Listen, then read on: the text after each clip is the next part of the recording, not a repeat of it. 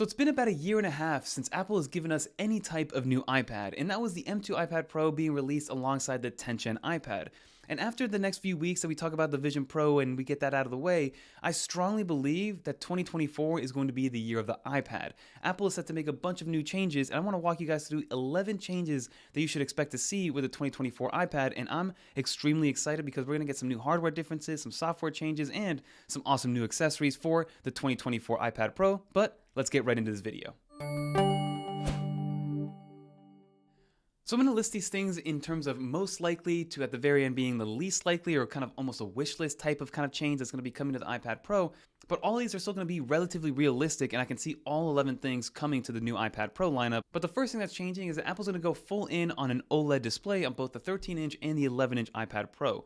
Currently, the way that lineup is kind of constructed is that the 12.9-inch has a mini LED display, and then the 11-inch iPad Pro still has that same ProMotion LCD display that we've had since the 2018 iPad Pro. So Apple's going to be changing that for both of them, going OLED, because it is probably still the best type of actual screen tech that we can get on the iPad Pro. Mini LED has been absolutely amazing, and that blooming issue that we got very early on came and went, and nobody even talks about that anymore. And I've been very happy with all the dimming zones that we got with the mini LED. But OLED's just going to be that much better, giving us even deeper blacks and getting even crispier, and the resolution is just going to pop out because, again, the iPad screen itself is probably one of the biggest or the best sellers of the iPad Pro lineup in general, in my personal opinion. But I do believe that OLED is definitely coming to iPad Pros because Apple seems to have ramped up production of the OLEDs, and they're set to be released in kind of that middle of Q1 and Q2 kind of section in terms of timeline-wise. And then additionally, Apple will be putting the M3 chip in both of these iPad Pros. Now, depending on who you are, you might think M3 is going to be too overpowered for the software limitations that iPadOS 17 presents, but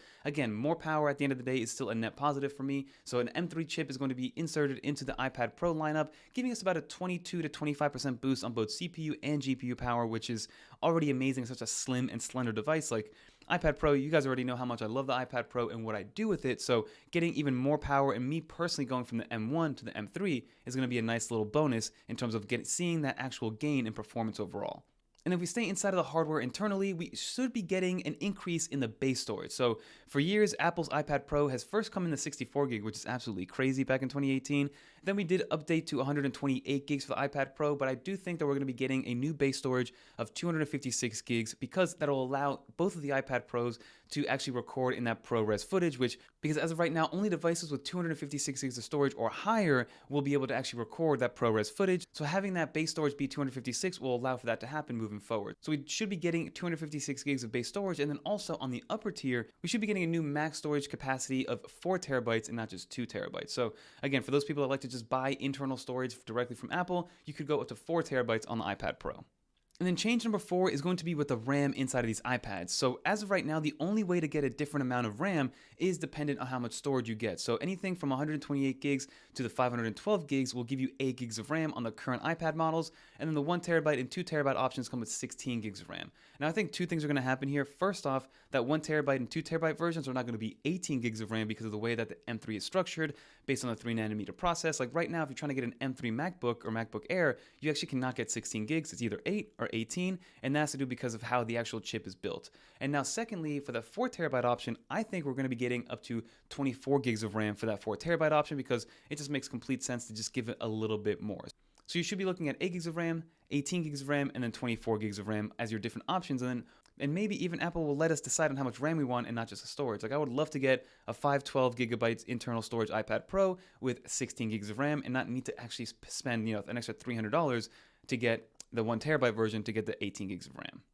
Okay, changes 5 and 6 are going to come together because Apple's going to be doing the same thing that they did with the iPhone Pro this year, with the iPhone Pro lineup, which is they were actually able to increase the screen size ever so slightly, but actually keeping the same footprint because they were able to slim the bezels. So Apple's going to do the same exact thing on the iPad Pro lineup. They're going to slim the bezels now that they have an OLED display, and they're going to be able to go with 11.1 inches and then a full 13 inches for the iPad Pro. Honestly, for most people, you're not going to be able to tell the difference even when you look at the iPads head on, but as somebody who uses an iPad every single day, that extra 0.1 inches of screen real estate will be noticeable. And then with that will come an actual notch. So in 2022, Apple did introduce a correctly oriented camera, on the actual 10th gen iPad, showing that it is possible to actually have an iPad inside of the bezel in that landscape orientation. So I think what Apple's going to do is they're actually going to include a kind of MacBook-like notch on the iPad Pro to be able to include that landscape-oriented camera on the iPad Pro, because that is how most people use it. At least for me personally, I have my iPad in landscape mode 24/7. It is very, very rare that I use my iPad in portrait mode, especially when I'm wielding that 13-inch iPad Pro. Maybe the 11-inch iPad Pro I like to use in vertical mode every now and then, but for the most part, I do have it in landscape mode. And I do believe the reason we'll have a notch is twofold. Firstly, it's so it can match up with the design aesthetic of the MacBook laptop, so Apple can kind of categorize this in that computer aspect. And secondly, Apple's going to want to leave a little bit of room for the actual magnets as well as a wireless charger for the Apple Pencil. The reason I believe they were able to fit the camera in the bezel of the 10th gen iPad is because A, it was a little bit of a thicker bezel to begin with, and B, there isn't any wireless charging hardware that needs to be implemented to the 10th gen iPad to charge any Apple Pencil, versus the iPad Pro still needs to keep that, and I do not want Apple to move the orientation of the Apple Pencil at all. So hopefully they're able to give us a landscape version of the camera and also keep the magnetic wireless charging of the iPad Pro.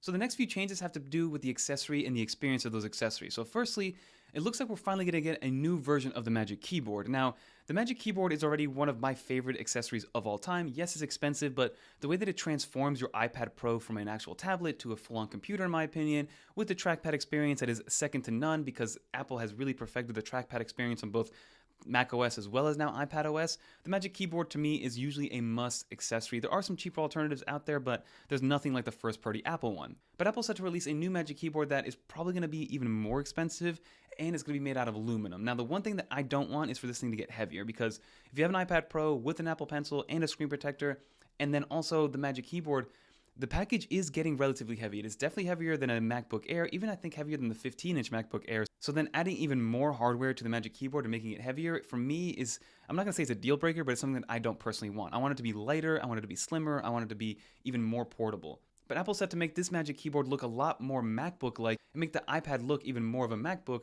by making it look more aluminum, by making the trackpad a little bit bigger, by giving that two-tone look of the keyboard with the rest of the chassis. So I do believe Apple's going to be doing something like that.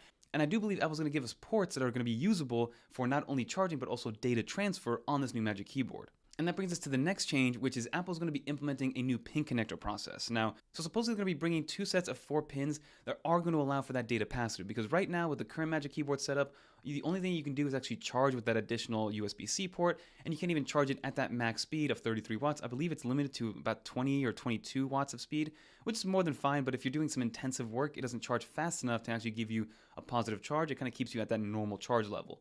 So now implementing this new function will not only give us faster charging speeds, but also the ability to have hubs and docks and SSDs and things like that, and not just be limited to the one port on the iPad. So from a function standpoint, I definitely want all of that, but from a form standpoint, please keep it light and please keep it sleek, because I love the form factor, I love the design, and I love what it currently looks like. Just give me a little bit more functionality. And then also alongside that Magic Keyboard, Apple is set to release that 3rd gen Apple Pencil. Apple still sells the Gen 1 Apple Pencil. They just released a USB-C Apple Pencil, and the Gen 2 Apple Pencil has been around since 2018. So what type of functionality they'll add to it, we're not really 100% sure yet, but Apple is set to finally announce that 3rd generation of an Apple Pencil. And leave some comments down below about what you would want out of an Apple Pencil. Do you guys like how it currently is structured? Is there something missing from the current Apple Pencil that you would want to see? Let me know with a comment down below, and I'm always curious to find out exactly what you guys want. And then probably what I would consider the most outlandish one, but could still be possible in terms of a change that we see in the new iPad Pro, is wireless charging and reverse wireless charging. There have been rumors that Apple is looking to replace the metal aluminum plate on the rear of the iPad with some sort of glass back that is matte finish, very similar to what you see on the iPhones currently. And if Apple does that, yes, it's going to be a detriment to probably sturdiness and reliability in terms of if you do drop the iPad, it'll probably shatter pretty quickly, especially an iPad Pro 13-inch. But if you keep it protected, it does add that functionality of wireless charging and reverse wireless charging capabilities. So let's see if Apple does implement that in any way or any capacity. I'm curious to know if Apple will give us that, because I can see the iPad Pro being a great wireless charging pad for AirPods or even an iPhone, because even right now, I wire my iPhone into my iPad if my iPhone is low on battery, and even vice versa now since we have USB-C all things. And then the final thing that I want to bring up is the price. As of right now, how it stands, Apple is set to release the 11-inch iPad Pro and 256 gigs of the variant in terms of base storage at $1,500, which is kind of absurd. That's a $500 increase to what you can currently buy a 128 gig 11-inch iPad Pro. And then for the 13-inch iPad Pro, it's going to go up to $1,800, which is a $700 increase from the 128 gig 13-inch iPad Pro that you can currently buy from Apple brand new. So I don't know if that increase in price is just because of the OLED or because maybe Apple's including some more stuff in there that we didn't have in the past. Maybe that includes data connectivity built into it. Maybe that includes an Apple Pencil built into the packaging because most people want to use an Apple Pencil. I don't know what's going to justify that $700 increase, and I hope that I'm wrong about that, but as of right now, that's what we're seeing in the news, that Apple is targeting those two price points of $1499 and $1799 for the 11 and the 13-inch iPad Pro respectively, which is kind of upsetting to say the least. So those are the 11 changes that we're seeing that are probably going to happen to the 2024 iPad Pro. I'm honestly excited for a lot of them because they are all hardware changes. Hopefully we get some sort of design change enough to actually be able to differentiate different iPads, because unless you look at the actual camera bump on the iPad Pro, you don't know which iPad Pro you have. And even more so if you have the 2021 versus the 2022 iPad Pro, the changes are just so minute and so minuscule you can't really tell the difference. Hence the reason why I didn't upgrade from the M1 to the M2. There just wasn't a need for it. So Apple giving us an M3 iPad Pro with an OLED screen at an $1,800 price point, there better be some hardware differences and some visual differences that we can really take advantage of. I'm all for the notch if it means a net positive from a functionality standpoint. I'm all for wireless charging because it will bring more good than bad in terms of being able to be rigid and sturdy. I'm okay with losing a little bit of that if that means I can wirelessly charge some other devices. But let me know in the comment down below what you think. Are you excited for the 2024 iPad Pro? What are your thoughts on it being $1,800 as a starting point for the iPad Pro? Is that something that you can see kind of in your rotation, or does that just mean you're going to go out and buy a cheaper iPad Pro that's secondhand or a refurbished one? Or maybe Apple will still sell their 2022 iPad Pro, but just at a different price point. Who knows what Apple's going to do, but I'm very curious to find out and see exactly what happens in March and April. But that's going to do it for this video, everybody. If you made it to the end, leave a little dolphin in the comments down below so I know you made it to the end. I know my Dolphins lost this past weekend in the playoffs, but your support, leaving dolphin emojis, is always welcome, and we're off to a new season come fall. But that's going to do it, everybody. If you guys want to watch some more iPadOS, macOS, VisionOS, or iOS videos, click on one of these videos right here. And until next time, I'm Fernando, and I'm out of here, everybody. Peace.